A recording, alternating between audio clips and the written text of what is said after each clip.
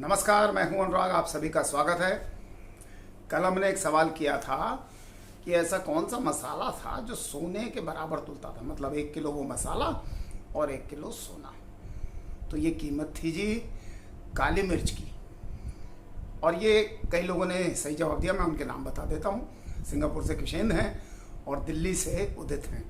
आप दोनों का धन्यवाद। और भी लोग सोच रहे हैं कि जवाब दें, उसे मिलेगा क्या। अब मिलना मिलाना जो है वो तो ज़रूर आगे चल के आपको बताते रहेंगे, लेकिन इसमें एक बात समझ लीजिए, ये जो काली मिर्च है इसको ब्लैक गोल्ड बोलते हैं।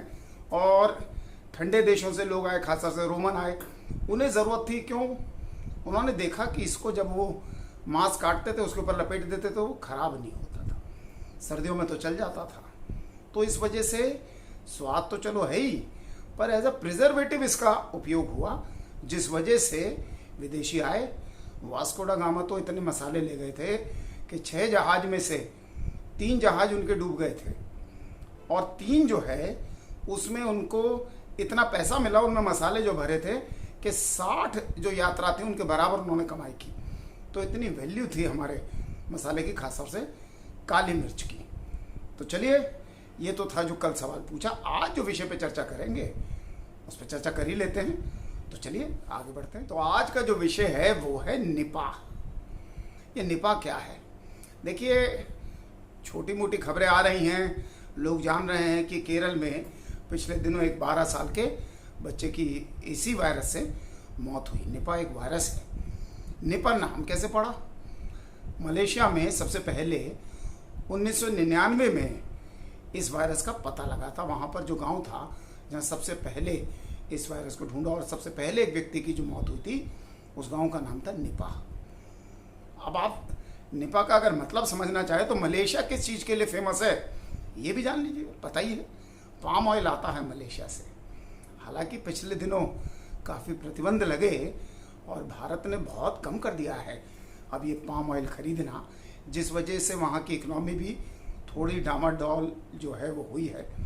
लेकिन पाम ऑयल जो है उसका एक पेड़ है, पाम का जो ट्री है, उसको वो लोग निपाह कहते हैं। तो वहीं से उस गांव का नाम निपाह पड़ा और इसीलिए इसे कहते हैं निपाह वायरस। निपाह वायरस को अगर समझें तो ये भी आरएनए वायरस। अब देखिए, इस तकनीकी चीज़ है आरएनए डीएनए, ये हम सब जानते हैं, ये हमारे शरीर में होता है। हम डीएनए तो समझते ही हैं। तो डीएनए कहते हैं कि एक पीढ़ी से दूसरी पीढ़ी आता है, ऐसे ही आरएनए वगैरह भी आगे चलते हैं। ये 2 ऐसी चीज़ें डीएनए के बारे में कहते हैं, ये ऐसा रसायन है जो अपनी पीढ़ियाँ बनाता है, अपने को रेप्लिकेट करता है। तो 2 तरीके के वायरस होते हैं, या तो आरएनए होगा या डीएनए होगा। मतलब कोशिका है, कोशिका के अंदर आरएनए डीएनए सब होते हैं, सारी मशीनरी होती है, माइटोकॉन्ड्रिया होते हैं, गोल्जी बॉडीज होते हैं, सब होते हैं। लेकिन इसमें क्या होता है, ये वायरस या तो डीएनए लेके चलता है या आरएनए। ये हर वायरस के साथ यही दिक्कत है। एक बहुत बड़े ऑल इंडिया रेडियो के लेखक थे, नाटक लिखते थे, शायद आप सब उनके नाम से परिचित हों, मुद्रा राक्षस जी। वो कहते थे ये जो वायरस है ये एलियन है, क्योंकि जब ये शरीर के बाहर है तो पत्थर की तरह पड़ा है, मतलब इसकी कोई कुछ नहीं करता। ये जैसे शरीर में घुसता है तो हमारी कोशिकाओं में अपना तो डीएनए लेके गया, बाकी चीज़ें कोशिकाओं की ले लेता है, और उस मशीनरी को उपयोग करके 1 का 2, 2 का 4 होके कोशिका को फोड़ के अगली कोशिका में इन्फेक्ट करता है। ऐसे ही आरएनए वाला जो सिर्फ आरएनए लेके जाएगा और बाकी चीज़ें हमारी कोशिका से लेता है। थोड़ी खतरनाक चीज़ है।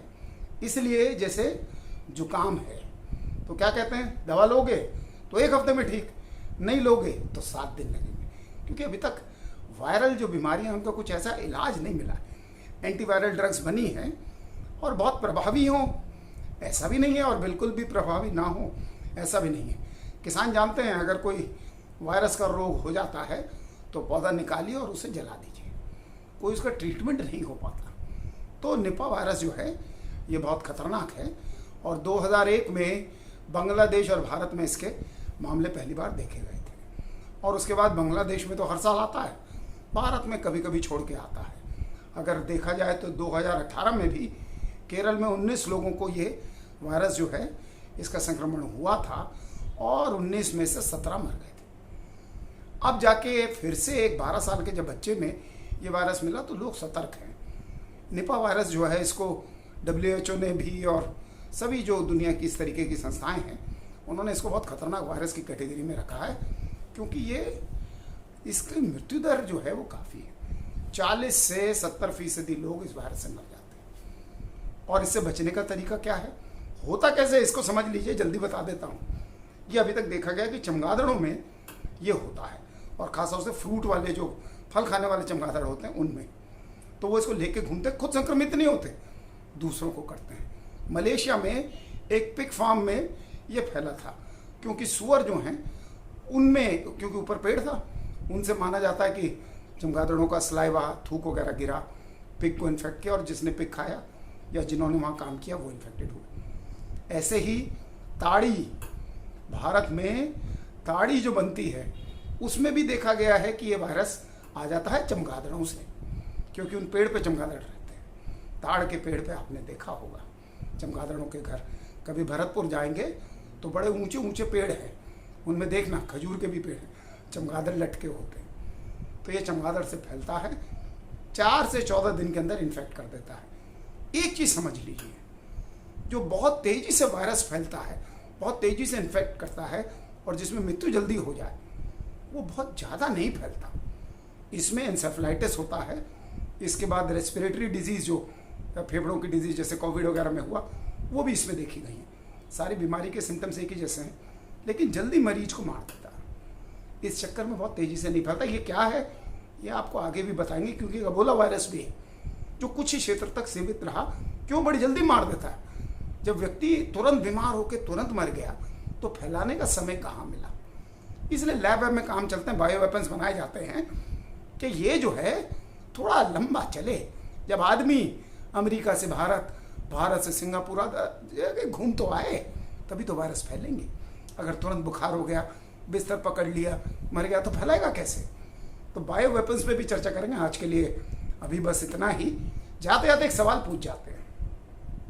आप सभी को पता है इलेक्ट्रिक कारें आ रही हैं, और कारों में अगर ऊर्जा का या पावर का सोर्स है तो वो है बैटरी, और बैटरी बन रही है लिथियम से। तो चलिए ये बताइए कि दुनिया का ऐसा कौन सा देश है जहां लिथियम का सबसे अधिक भंडार है। मैं ये नहीं पूछ रहा हूं कि कहां से ज़्यादा निकाला जा रहा है, कौन सा देश है जिसमें सबसे ज़्यादा भंडार है, तो ये बताइएगा। और जाते जाते मैं अफ़गानिस्तान की उन महिलाओं को ज़रूर सलाम करना चाहूँगा जो लड़ रही हैं तालिबान से। और ये बहुत बड़ी चीज़ है, हम लोगों को भी इस खतरे को समझना चाहिए। एक बड़ा अच्छा टाइटल मैं देख रहा था, most wanted government in Taliban. Most wanted करके, इंडियाज़ मोस्ट वांटेड करके, आपको याद होगा एक कार्यक्रम आता था। अपराधियों के लिए है ये, तो जो टेररिस्ट थे उनकी सरकार है। इन सब पे भी चर्चा करेंगे।